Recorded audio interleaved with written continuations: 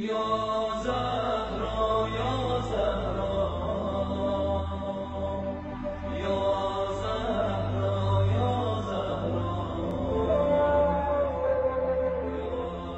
باللہ من الشیطان اللعین الرجیم بسم اللہ الرحمن الرحیم الحمدللہ الذی لا یبلغ مدحتہ القائلون ولا یحصی نعماءہ العادون الذی لا یدرکہ بعد الہمم ولا ینالہ غوث الفتن والصلاة والسلام علی خیر خلقہ واشرف بریتہ الذي سمي في السماء بأحمد وفي الأرضين بأبي القاسم محمد اللهم صل على محمد وآل محمد وعلى أهل بيته الطيبين الطاهرين الذين أذهب الله عنهم الرجس وطهرهم تطهيرا اللهم صل على محمد وآل محمد واللعن الأبدي على أعدائهم أجمعين أما بعد فقال الله الحكيم بسم الله الرحمن الرحيم ومن يعظم شعائر الله فإنها من تقوى القلوب درود بھیجیے محمد وآل محمد پر اللہم صلی علی محمد وآل محمد مومنین کرام، جیسے آپ سب متوجہ ہیں، آج کی یہ تاریخ یعنی 8 شوال کی تاریخ اسلامی دنیا میں یا اسلام کی تاریخ میں ایک انتہائی سیاہ ترین باب یا تاریخ کی طرف اس میں اشارہ ہے، جس میں مدینہ منورہ میں جنت البقیع میں موجود ائمہ معصومین علیہم الصلاۃ شہدائے احد علیہم الصلاۃ اور دیگر صحابہ کرام کے اتباعات مقدسہ کو اور قبور کو بڑی بے دردی سے منہدم کیا گیا۔ اسی طرح مکہ معظمہ کے اندر جنت المعلیٰ کے اندر جو اتباعات مقدسہ تھے، جن میں حضرت ابو طالب علیہ السلام کا مرقد، جناب خدیجۃ الکبریٰ اور دیگر صحابہ کرام کی قبروں کو نہایت بے دردی سے منہدم کیا گیا، اور اس طرح اس آیہ کریمہ کی مخالفت کی گئی جس میں شعائر اللہ کی تکریم اور تعظیم کا حکم دیا گیا ہے۔ وَمَن يُعَظِّمْ شَعَائِرَ اللَّهِ فَإِنَّهَا مِن تَقْوَى الْقُلُوبِ۔ شعائر شعار کی جمع ہے، شعار نشانی یا علامت کو کہا جاتا ہے۔ قرآن کے اندر اللہ تعالیٰ نے 2 چیزوں کو شعائر یا شعار کہا ہے۔ اس کا یہ مطلب نہیں ہے کہ بس شعائر صرف یہ 2 ہی ہیں، یعنی شعائر اللہ میں سے 2 کو اللہ تعالیٰ نے قرآن کے اندر بیان کیا ہے۔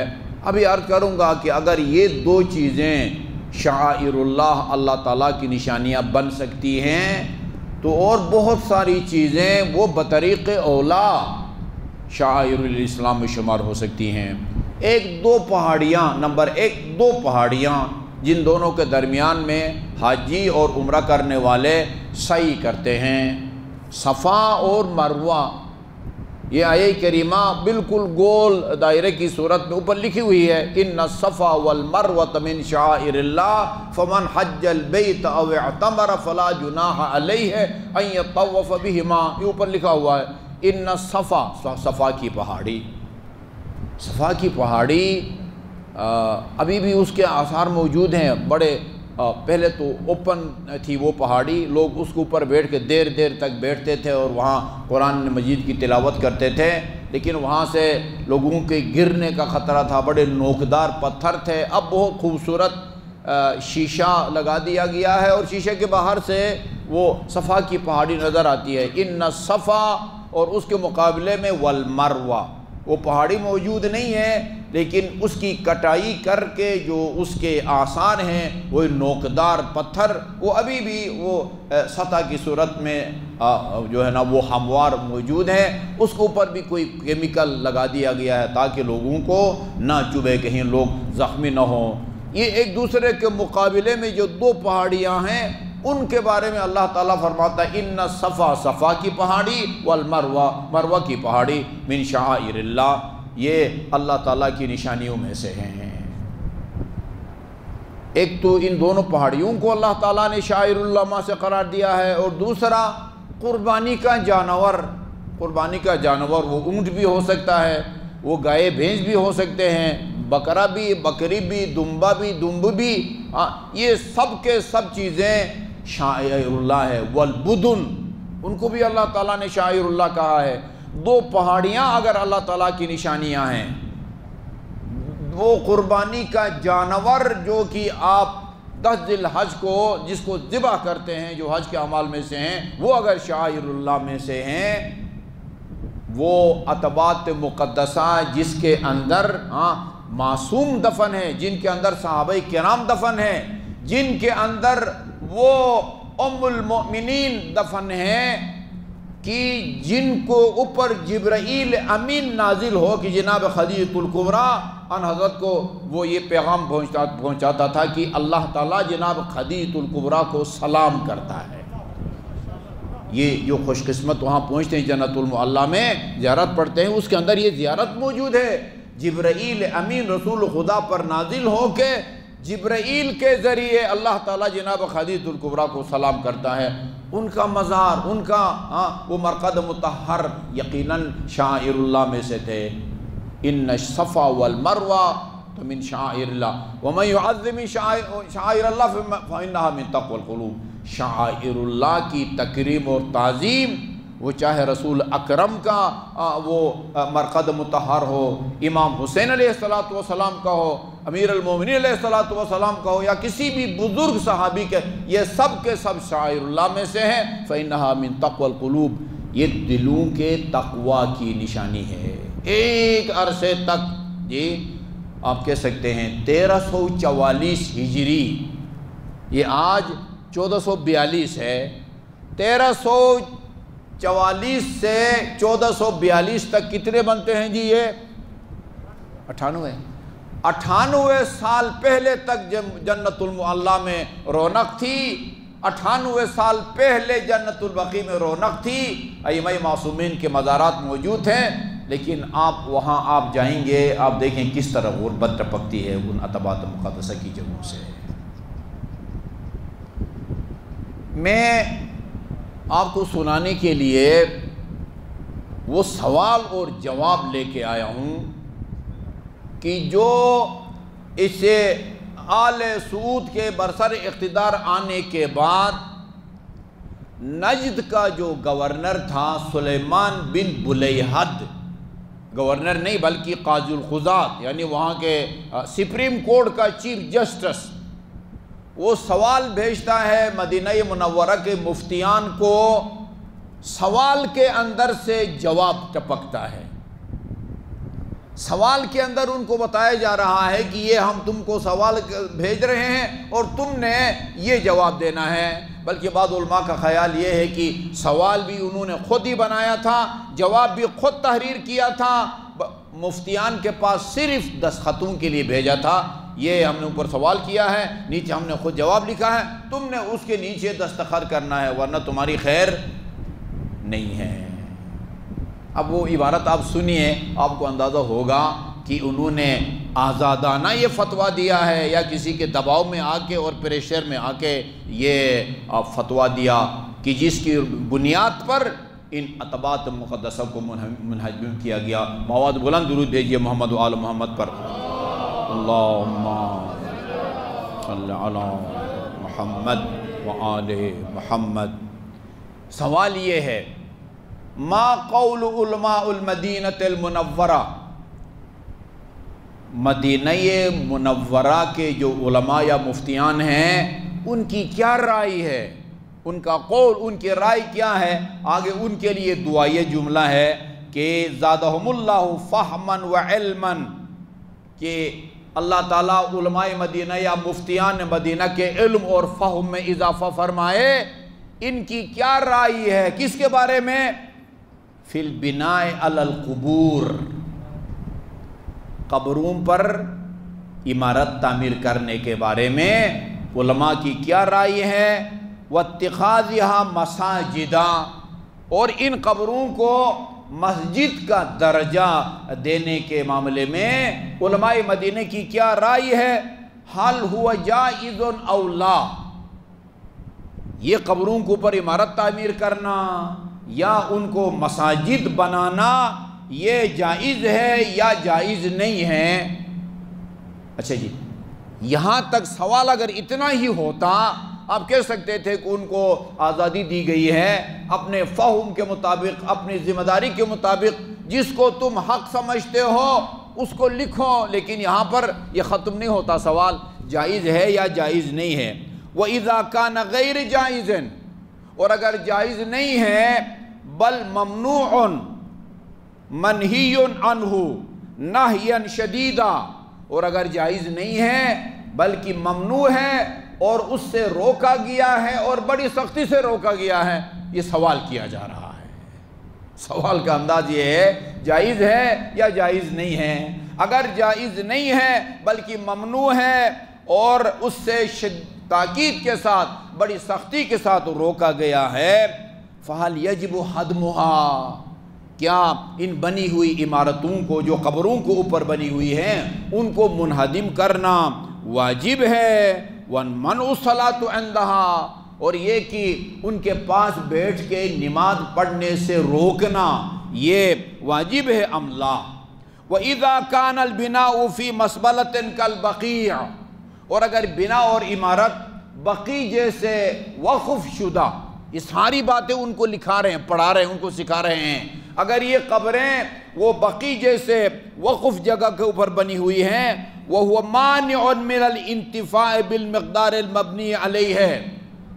اب یہ بتانا چاہتے ہیں کہ ایک قبر کے لیے جتنی جگہ چاہیے ہوتی ہے، جی یعنی عمارت نہ ہو اور صرف قبریں ہی قبریں ہوں تو بہت سارے مرحومین کو دفن کیا جا سکتا ہے، لیکن اگر ایک قبر کو عمارت بنائی جائے تو ظاہر ہے اس میں وہ عمارت بہت ساری جگہ لے لے گی۔ اب وہ ساتھ ساتھ ان کو دلیل بھی سمجھا رہے ہیں کہ اور یہ کہ اس کے اوپر وہ مانع من الانتفاع بالمقدار مبنی علیہ ہے، جتنے ایریا میں عمارت بنائی گئی ہے اس میں اور لوگوں کو دفن نہیں کیا جا سکتا، صرف ایک آدمی کو دفن کیا جا سکتا ہے۔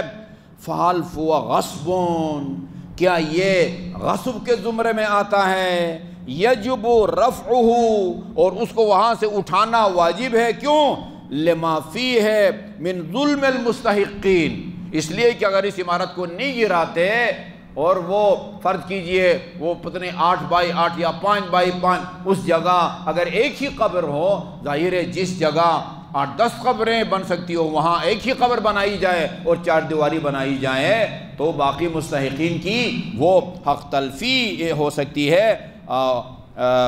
وَمَنْعِهِمْ اسْتِحْقَاقَهُمْ أَمْ لَا، یہ واجب ہے یا واجب نہیں ہے۔ سوال کے اندر واضح طور پر جواب بھی ہے کہ ہاں یہ ہمارا سوال ہے اور تم نے یہ جواب دینا ہے، بلکہ اسی کتاب کے لکھنے والے نے اس خدشے کا اظہار کیا ہے، سوال اور جواب دونوں لکھ کے بھیجا تھا، صرف یہ کہ آپ لوگ اس کو نیچے دستخط کریں۔ اچھا جی، یہ سوال ہے، جواب کیا آتا ہے؟ اما البناء علی القبور فہو ممنوع اجماعا، تمام علماء کرام کا اس بات پر اجماع ہے کہ قبروں پر عمارت بنانا ممنوع ہے، شریعت میں اسے روکا گیا ہے۔ لصحت الاحادیث الواردۃ فی منعہ، کیونکہ جن احادیث میں قبروں کے اوپر عمارت بنانے سے منع کیا گیا ہے وہ احادیث صحیح ہیں اور معتبر ہیں۔ جی ہاں، وَلِذَا أَفْتَى كَثِيرٌ مِّنَ الْعُلَمَاءِ، اسی لیے بہت سارے علماء کرام کا، مفتیان کا یہ فتویٰ ہے بِوُجُوبِ هَدْمِهِ کہ ان قبروں کو منہدم کرنا اور ان کو گرانا واجب ہے، مستندین بحدیث علی رضی اللہ تعالی عنہ، دلیل کے طور پر وہ امیر المؤمنین علیہ السلام کی حدیث کو پیش کرتے ہیں، انہو قال، آپ نے ابی الحیاج سے کہا، الا ابعثک علی ما بعثنی علیہ رسول اللہ، کیا میں تمہیں اس کام کے لیے نہ بھیجوں جس کام کے لیے مجھے رسول خدا صلی اللہ علیہ وآلہ وسلم نے بھیجا تھا؟ وہ کیا؟ ان لا تدع تمثالا الا تمسہ، کوئی تمثال تصویر کو کہتے ہیں، علامت، جو علامت بھی تمہیں ملے اس کو منہدم کرو، ملیا میٹ کر دو، ولا قبرن، اب یہ جیسے کہ وہ تصویر بنانا حرام ہے، وہ ساری اسی چیزوں سے لی گئی ہیں، جی ہاں، ولا قبرن مشرفا الا سویتہ، اور اگر کوئی قبر تمہیں نظر آتی ہے تو اس کو سویتہ، اس کو برابر کرو۔ یہ سوال ہے اور یہ جواب ہے۔ عجیب بات یہ ہے کہ یہ ان دو چیزوں میں وہ فرق کے قائل ہیں۔ رسول خدا صلی اللہ علیہ وآلہ وسلم خلیفہ اول اور خلیفہ دوم، یہ کسی اوپن ایریا میں ان کی قبریں ہیں یا عمارت کے اندر ہیں؟ رسول خدا کی قبر شریف بھی عمارت کے اندر ہیں، دونوں بزرگ صحابوں کی قبریں بھی اس کے اندر ہیں۔ بھئی اگر کسی جگہ قبرستان میں قبر بنا کے اوپر عمارت کھڑی کرنا اگر جائز نہیں ہے، حرام ہے، تو پھر عمارت کے اندر لے جا کے ان کو دفن کرنا بھی حرام ہونا چاہیے۔ ان دونوں میں کیا فرق ہے کہ کسی عمارت کے اندر لے جا کے دفن کرو یا قبر بناؤ دفن کرو اور اس کے اوپر ان کو دفناؤ؟ اب ان دونوں کے درمیان میں کل بھی ایک میری میٹنگ ہو رہی تھی کہ وہاں نصاب کے حوالے سے، وہاں ایک مولوی صاحب فرما رہے تھے کہ ان دونوں میں فرق ہے کہ عمارت میں جا کے قبر بنا کے دفن کرو یا قبر بنا کے اوپر عمارت بناؤ، ایک جائز ہے اور ایک جائز نہیں ہے۔ یہ ہمارے فہم سے بالا تر ہے، ظلم ہے، ظلم۔ ائمہ معصومین علیہ السلام کی قبور کو منہدم کرنا اس آیے کریمہ کی سراسر مخالفت ہے۔ دنیا بھر میں، بہت ساری دنیا بھر میں مسلمانوں کی بزرگ شخصیات کی قبروں پر عمارتیں بنائی گئی ہیں اور آج تک موجود ہیں۔ ایک حجاز مقدس کے اندر دو مقامات، ایک جنت المعلا کی قبریں، ان کے اوپر بنی ہوئی عمارتیں، اور ایک جنت البقیع میں قبروں کے اوپر بنی ہوئی، ان کو منہدم کیا گیا ہے۔ آپ جائیں وہاں نا، واقعاً بندہ بے قابو ہو جاتا ہے جب دیکھتا ہے کہ چار امام معصوم، امام حسن مجتبیٰ علیہ السلام، امام زین العابدین علیہ السلام، امام محمد باقر علیہ السلام، امام جعفر صادق علیہ السلام، اور ایک ہی چار دیواری میں تھوڑا سا پیچھے جناب فاطمہ بنت اسد امیر المومنین کی والدہ گرامی علیہ السلام اور آن حضرت کے چچا، یہ ان چار قبر تک نظر نہیں آتی، آگے ترتیب سے چار پتھر رکھے ہوئے ہیں۔ یہ پہلا پتھر امام حسن مجتبیٰ کی قبر کی نشانی ہے، یہاں قبر تھی، دوسرا پتھر، تیسرا پتھر اور چوتھا پتھر۔ اور میں آپ کی خدمت میں عرض کروں، جتنے بھی شہداء یا ائمہ معصومین کی قبروں کو منہدم کیا گیا ہے، میں نے عرض کیا جناب عبد المطلب، جناب ابو طالب، جناب خدیجہ الکبریٰ، رسول خدا صلی اللہ علیہ وسلم کے فرزند ارجمند ابراہیم، جن کی قبر کی نشانی موجود ہے، اور پاس کھڑے ہو کے خاصت طولانی وہ زیارت بھی ہم پڑھتے ہیں حجاج کرام کے ساتھ۔ ان تمام ہستیوں میں کہ جن کی قبروں کو منہدم کیا گیا، ایک ہستی سب سے زیادہ مظلوم ہے، اور اس ہستی کا نام ہے دختر پیغمبر حضرت فاطمہ الزہرا علیہ الصلوۃ والسلام۔ اللہم صلی اللہ محمد وعلی۔ میں نے ان کو سب سے زیادہ مظلوم اس لیے کہا، باقی جو ہستیاں ہیں جنت المعلیٰ میں جناب عبد المطلب، ابو طالب، خیرۃ الکبریٰ ہوں، یا یہاں مدینے کے اندر شہداء احد ہوں، 4 ہمارے امام ہوں، کم از کم اتنا تو پتہ ہے کہ قبر یہاں تھی اور اس کے اوپر عمارت تھی، منحقد کیا گیا ہے۔ یہ ایک دنیا میں واحد مظلومہ ہے کہ جس کے بارے میں کسی کو پتہ نہیں ہے کہ قبر کہاں ہے۔ میں نہیں بھول سکتا، میں سن 1969 سے 75 تک نجف میں رہا ہوں۔ آیت اللہ خوئی کے داماد تھے نصر اللہ مستنبت، ان کے گھر میں 3 مجلسیں ہوتی تھی خاتون جنت کی شہادت کی مناسبت سے، اس مجلس منعقد ہو رہی تھی۔ داماد کے گھر اور آیت اللہ خوئی رحمت اللہ علیہ وہ اس مجلس میں آئے ہوئے تھے۔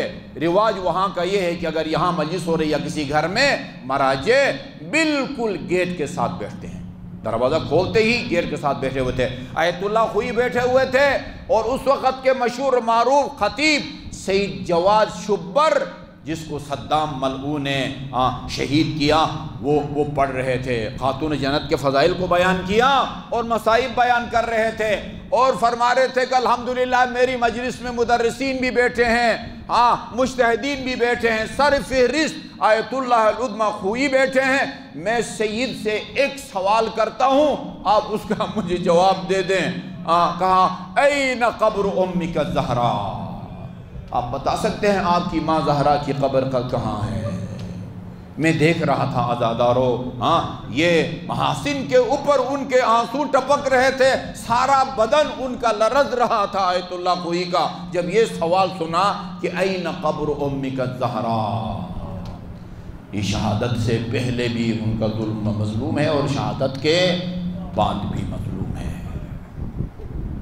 فیا عجبا، خدا رحمت کرے، فیا عجبا یستأذن الامین، مسلمانوں تمہیں تعجب نہیں ہوتا، وہ جبرائیل امین، حدیث قصہ آپ پڑھتے ہیں نا، باری باری اہل بیت کے افراد داخل ہوتے ہیں، اور جب 5 ہستیاں قصہ کے نیچے آتی ہیں، جبرائیل امین رسول خدا کی خدمت میں آنے سے پہلے اللہ کی بارگاہ میں جاتا ہے اور عرض کرتا ہے پالنے والے اگر اجازت ہو میں بھی چلا جاؤں اور قصہ میں چھٹا بن جاؤں، لِأَكُونَ مَعَهُمْ سَادِسًا۔ اللہ تعالیٰ نے اجازت دے دی، لیکن جبرائیل امین نے اللہ تعالیٰ کی اجازت کو کافی نہیں سمجھا اور رسول کی خدمت میں آ کے عرض کیا، یا رسول اللہ نے تو اجازت دے دی ہے، آپ بھی اگر اجازت دے دیں، اللہ سب کو نصیب فرمائے۔ باب جبرائیل سے وہ روضہ رسول کے اندر مسجد النبی میں داخل ہونا مستحب ہے،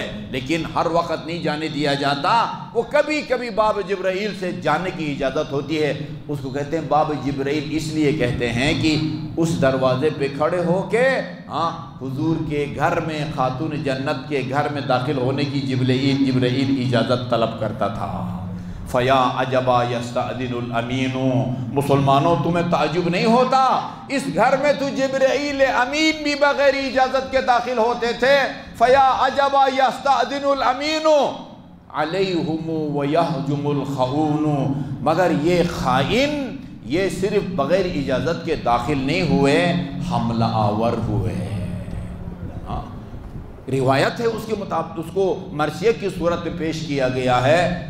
قال سلیم قلت للسلمان، سلیم بن قیس کہتے ہیں میں نے سلمان فارسی سے عرض کیا، قال سلیم قلت للسلمان قد دخلوا ولم يكن استئذان، کہتے ہیں سلمان فارسی اس پورے سانحہ کا اول سے لے کر آخر تک وہ گواہ ہے۔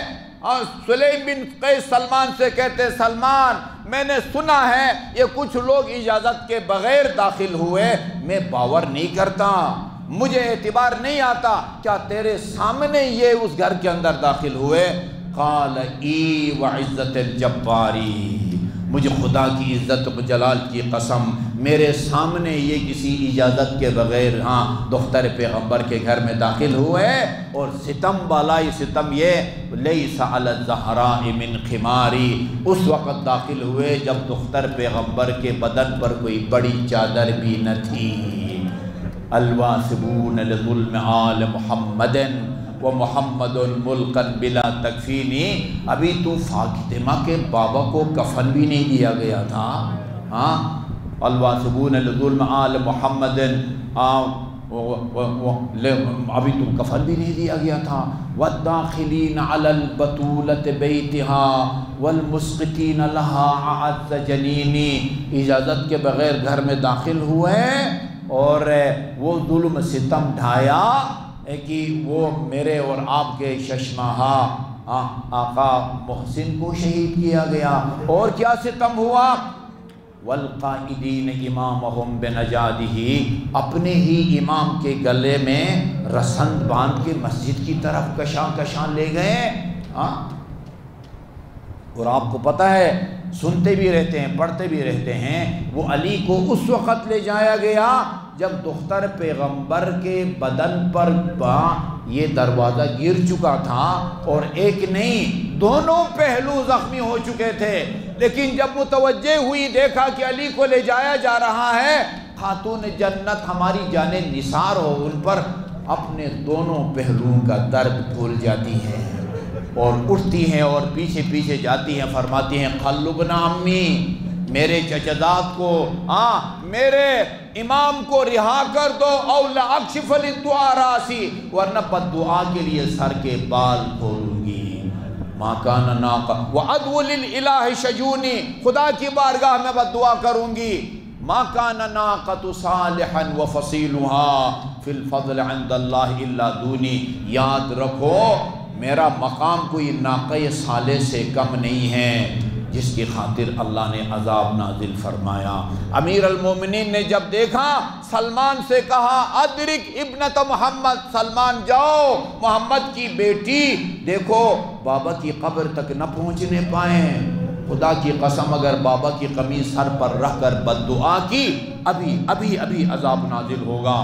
سلمان آگے بڑھے اور عرض کیا دختر پیغمبر آپ تو رحمت للعالمین کی بیٹی ہیں، ایسا نہ ہو کہ آپ کی وجہ سے عذاب نازل ہو۔ سلمان کہتے ہیں میں نے بی بی کی خدمت میں عرض کیا، بی بی نے نہ بد دعا کی، خاتون جنت نے نہ سر کے بال کھولے، میں دیکھ رہا تھا دختر پیغمبر کی زبان پر جیسے ہی بالوں کا نام آیا، میں نے دیکھا مسجد النبی کی دیواریں زمین سے بلند ہونے لگی، اور اتنی بلند ہوئی اگر کوئی مسلمان چاہتا بنیادوں کے نیچے سے نکل سکتا تھا۔ زادارو مجھے عرض کرنے دیں یہ مسجد النبی کی دیواریں کتنی حساس تھی، معصومہ ماں نے تو صرف بالوں کا نام لیا تھا اور زمین سے بنیادیں بلند ہو جاتی ہیں۔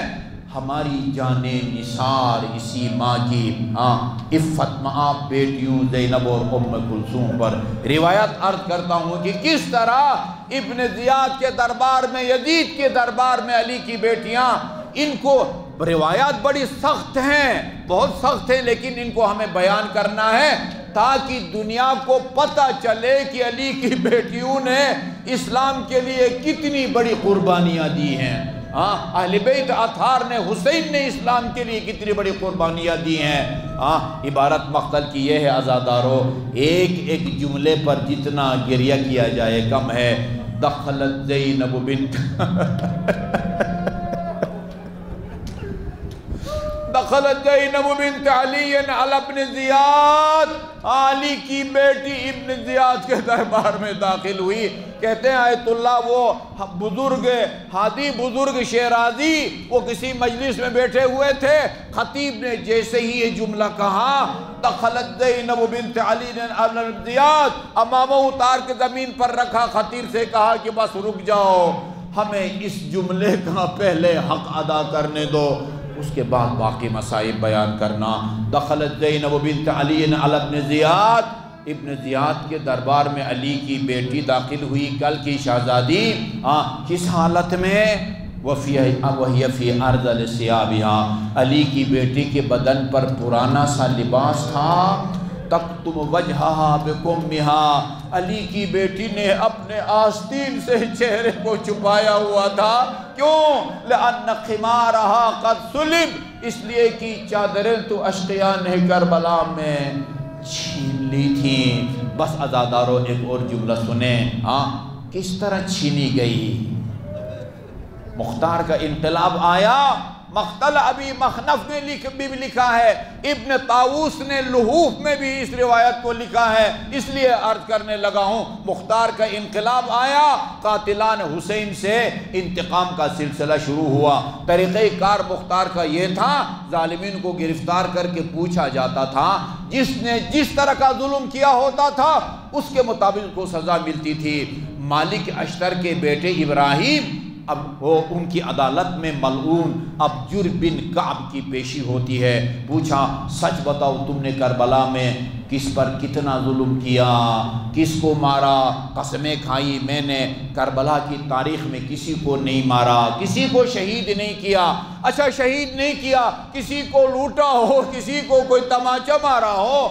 ظلم عزاداروں اتنا بڑا تھا کہ اگر اس کے بعد آسمان زمین پر گر جاتا، زمین پھٹ جاتی تو تعجب نہ ہوتا۔ بتایا نہیں جا رہا، بدن اس کا کانپ رہا ہے، لرز رہا ہے۔ جب دباؤ بڑھا، کہا میں نے شام غریبان میں علی کی بڑی بیٹی کی ردا چھینی تھی۔ ظالم، اور کیا تو نے ظلم و ستم کیا؟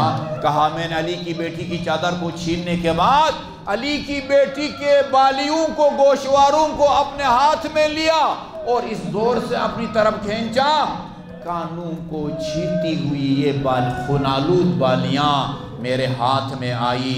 پھر میرے آقا زادہ نے کیا فرمایا اے ظالم؟ فرمایا علی کی بیٹی نے قطع اللہ یدہ، خدا تیرے دونوں ہاتھ کاٹ ڈالے، وقطع اللہ رجلے، خدا تیرے دونوں پاؤں کاٹ ڈالے، وَأَحْرَقَكَ اللَّهُ بِنَارِ الدُّنْيَا قَبْلَ نَارِ الْآخِرَةِ، آتش جہنم سے پہلے خدا تجھے دنیا کی آگ میں جلائے ظالم، جس طرح تو نے مجھے حجاب سے محروم کیا ہے۔ دونوں ہاتھ شکر کے لیے بلند کیے، خدایا تیرا لاکھ لاکھ شکر ہے، میری آقا زادی کی دعا میرے ہاتھوں سے قبول ہو رہی ہے۔ لا اضحك الله سن الدهر ان ضحكت وآل احمد المظلومون قد قهروا ولا حول ولا قوة الا بالله العلي العظيم۔